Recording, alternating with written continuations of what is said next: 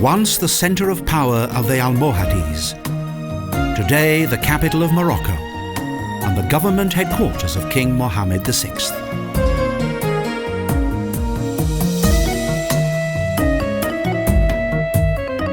Most of the buildings are linked to the country's historic past and its former sovereigns, such as the Mausoleum of Mohammed V.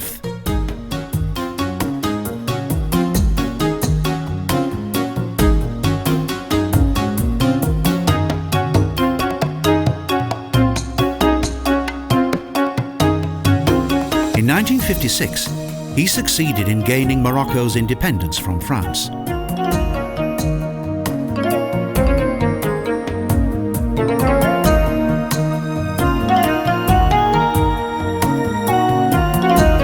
Opposite the Mausoleum, one of the city's best-known landmarks, towers 44 meters into the sky, the Tour Hassan.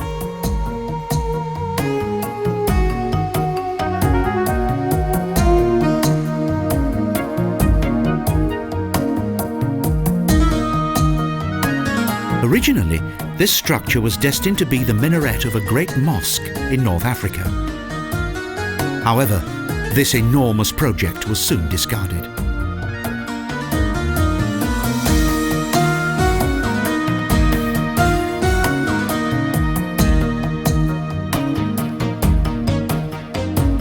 The tomb of Mohammed V was completed in 1971. It combines both traditional design and artistic decoration with contemporary architecture.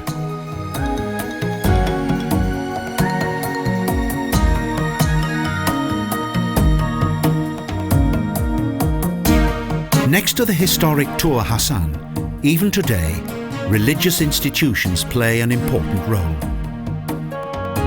A more recently constructed mosque and library augment this fact.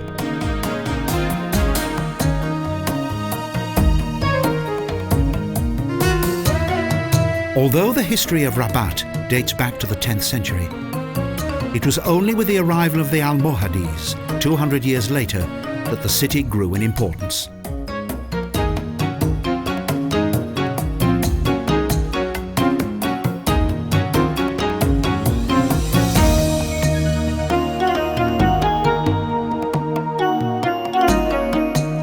Here, in the picturesque quarter of the Kasbah Des Oudaias, with its whitewashed houses and sky blue doors and window frames, is the city's oldest mosque.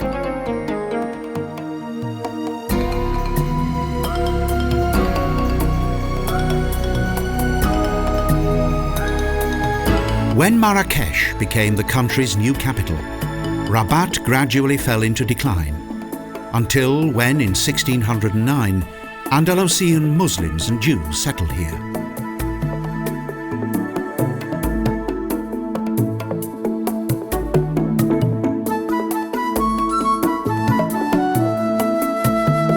An increasing number of people inhabited the Kasbah.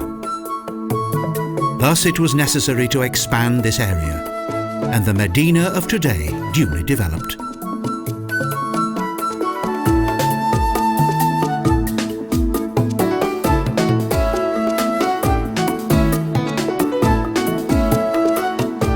The city's strategic position on the Atlantic was the opportunity for some of the newly arrived settlers from Andalusia to earn their living as pirates.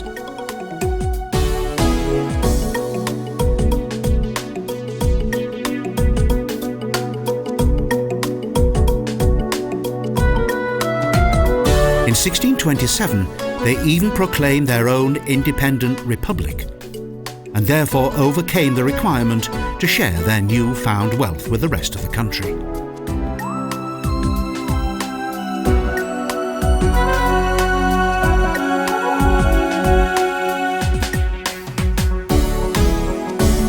Just as in the old town of Kasbah Des Oudaias, here there are spacious alleys and tiny shops that contain a colourful variety of goods.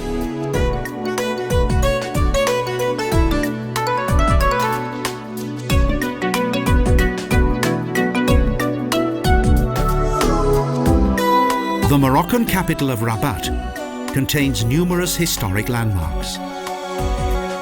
Those who come here are captivated by the splendour of its ancient heritage.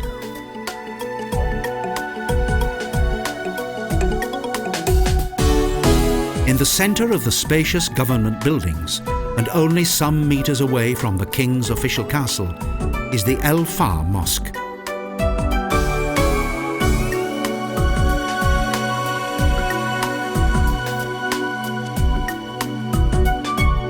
Each Friday, King Mohammed the Sixth and his royal entourage go to the traditional Friday prayers that take place in this unusual and stately mosque.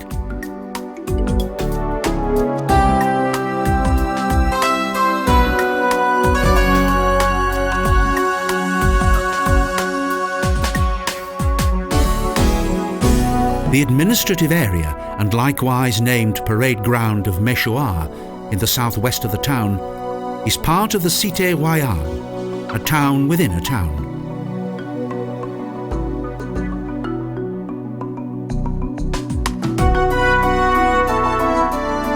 In contrast to the palaces in other Moroccan cities, the king's residence in Rabat is surprisingly relatively insecure.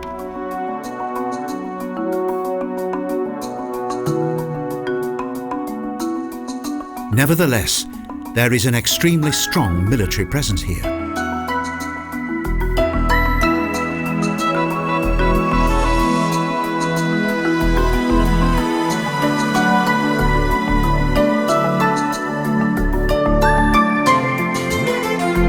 Recent archaeology has shown that Rabat's history dates back to the 8th century BC, when it was a Phoenician harbour.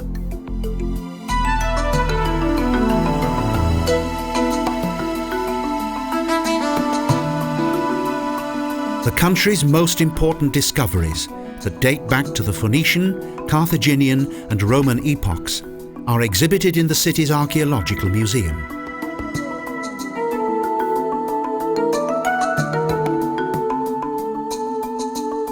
Beyond the city's defensive walls, the ancient ruins of Chellah are a reminder of both pre-Christian and pre-Islamic times.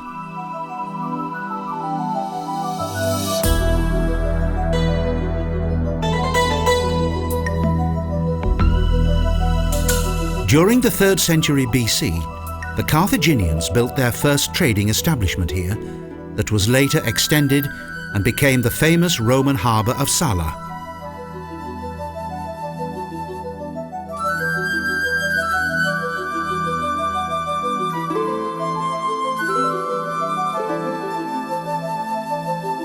From the 13th century, the Marinides used this area of Chellah as a vault and burial place for their sovereigns.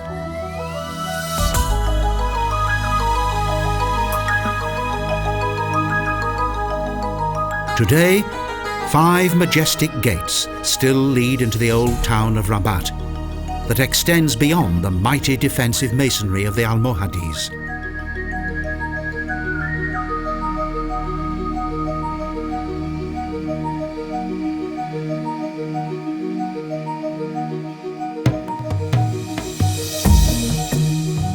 Thanks to its rich history, architecture and unique ambience, each year this royal city at the mouth of the Bou Regreg enchants thousands of visitors from all over the world.